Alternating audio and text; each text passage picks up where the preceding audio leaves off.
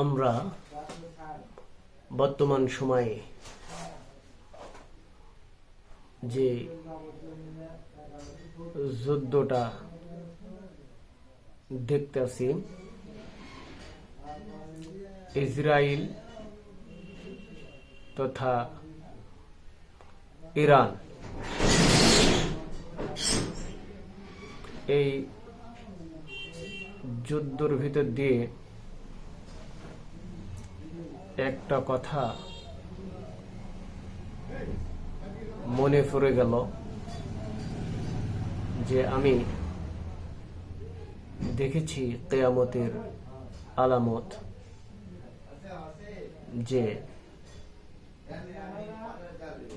এমন একটা সময় আসবে যখন মুসলমানদেরকে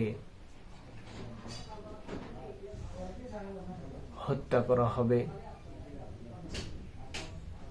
নেতৃত্ব শূন্য করে দেওয়া হবে। তখন আর নেতৃত্ব দেওয়ার মতন কোন মুসলমানের লিডার থাকবে না।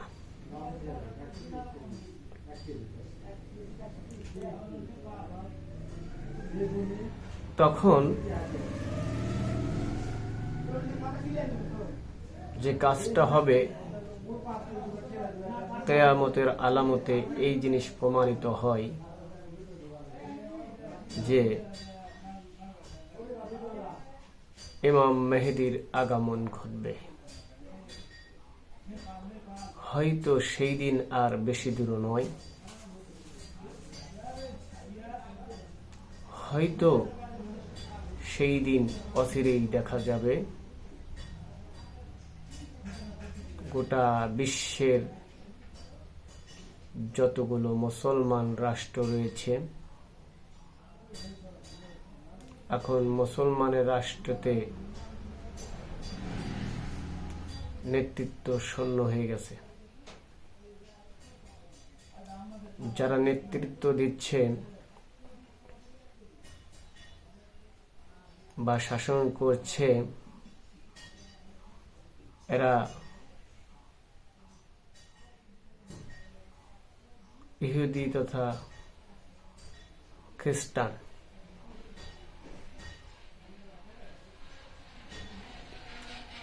কতিপয় দাজ্জালের শাসনও চালু হয়ে যাবে। অচিরেই লক্ষ্য করা যাচ্ছে যে দাজ্জালের যে কিয়ামতের আলামতে কথাগুলো বলা আছে, এই কথাগুলো প্রায় বাস্তবে প্রমাণিত হতে চলছে। তাই আমরা হইতে বড্ড দেরি করে ফেলেছি। আমাদের ঈমান টিকানো অসম্ভব হয়ে পড়েছে, কারণ আমরা মুসলমান।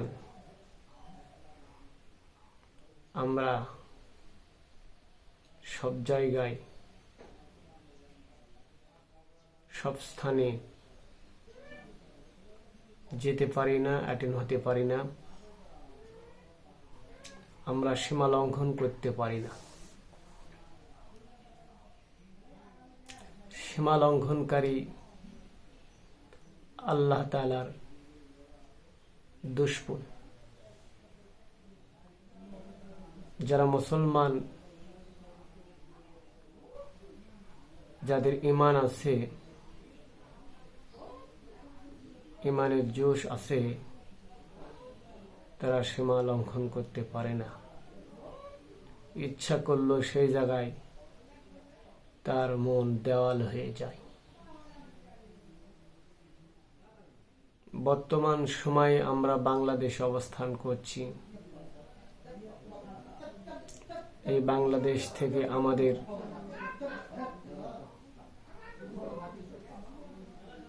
যেটা করা উচিত, যে অস্ত্রের কথা বলা হয়েছে পৃথিবীতে সুপার পাওয়ার যে অস্ত্র, সেটা হলো মুসলমানের দোয়া। এটাই হলো মুসলমানের শক্তি। আমরা দোয়া করতে পারি, কারণ হলো আমরা চামড়ার চোখে দেখতে পাচ্ছি যে খামেনিকে হত্যা করা হয়েছে।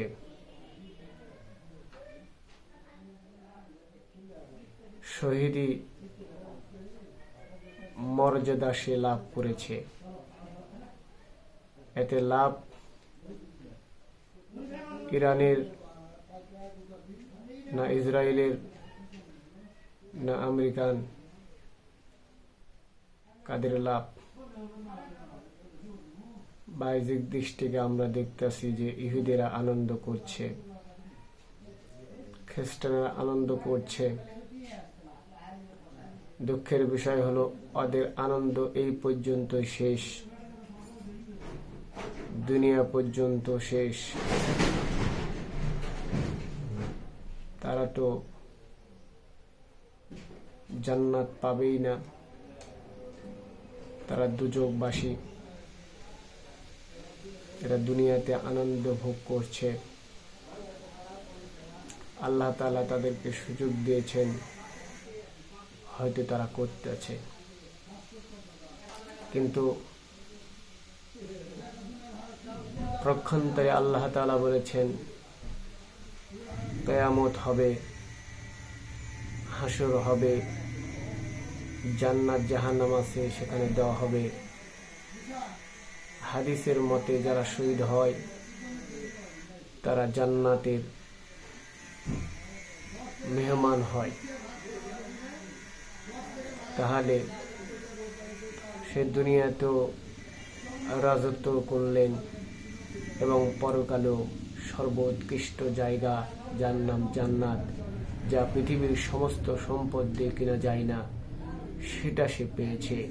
এই জন্য আমি শুকরিয়া আদায় করছি, আলহামদুলিল্লাহ। মুসলমান যদি শহীদ মৃত্যুবরণ করে, আর সে কেউ ভাগ্যবতী আর কেউ হতে পারে না। তাই আমি ওদেরকে ধন্যবাদ দিই যারা শহীদ করেছে। কারণ হলো ওরা বুঝে নাই, ওরা মনে করেছে মুসলমানকে নিধন করবে, কিন্তু মুসলমানদের গডফাদার হলো মহান রব্বুল আলামিন, যিনি ইহুদিকে সৃষ্টি করেছেন, খ্রিস্টান জাতিকে সৃষ্টি করেছেন, আপনাকে আমাকে সৃষ্টি করেছেন। আদম এবং হাওয়া থেকে, একই মায়ের থেকে সৃষ্টি করেছেন, কিন্তু জাতিগতভাবে ধর্ম আল্লাহ তাআলা পছন্দ করেন ইসলাম। সে ইসলাম ধর্মকে প্রাধান্য যারা দেয় না, আল্লাহ তাআলা তাদেরকে শাস্তি দেয়। এবং যারা আল্লাহ তাআলার সাথে শত্রুতা করে, আল্লাহ তাআলা তাদের জন্য জাহান্নাম ভয়াবহ শাস্তির জায়গা রেখেছেন। বাহ্যিক দৃষ্টিতে তারা দেখলো তারা মারা গেল, কিন্তু আসল কথা হলো পৃথিবীর সমস্ত সম্পদ বিক্রি করলে এই খামেনি কোনোদিন জান্নাত পেত না। কিন্তু এই মৃত্যুর কারণে, এই মরার কারণে, আজকে সে শহীদ হওয়ার কারণে আল্লাহ তাআলা তাকে জান্নাতে দান করবে, বলি সুবহানাল্লাহ। এই জন্য আমাদেরকে ভাবতে হবে, চিন্তা করতে হবে। আমরা মুসলমান, আমরা ভয়ের জাতি নয়, আমরা সিংহর জাতি। মৃত্যুকেই কামনা করতে হবে মুসলমানদেরকে। মৃত্যুকে যদি ভয় করেন, মুসলমানই থাকবেন আপনার।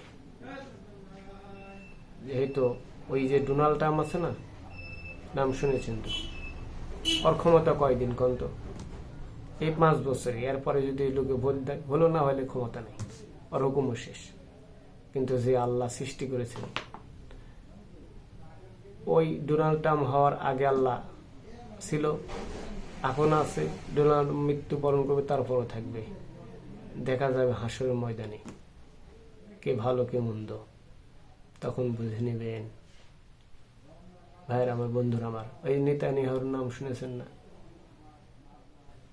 এক্ষুনি এক সময় দেখবেন এও শেষ। আর হিসাব নিকাশ কি হবে? হিসাব নিকাশ হবে জাহান্নাম। এর কারণ কি জানেন? সে তো মুসলমান না, ইহুদি। এদেরকে আল্লাহ সালা শাস্তি দিবেন, ভয়াবহ শাস্তি, জাহান্নামের শাস্তি, যার গর্জন শুনলে পৃথিবীর মানুষের শ্রবণ শক্তি সব ধ্বংস হয়ে যেত। ভাইয়ের আমার, বন্ধুরা আমার, তাই ফিরে আসুন, মুসলমানের পক্ষে লন এবং আল্লাহ তাআলাকে ভালোবাসুন এবং আল্লাহ রসুলের আইন, শাসন, বিধান এর উপর অটল থাকুন, ঈমান বজায় রাখুন। অবশ্যই দেখতে পাবেন সামনের দিন। কথা বলুন, ঠিক না বা ঠিক?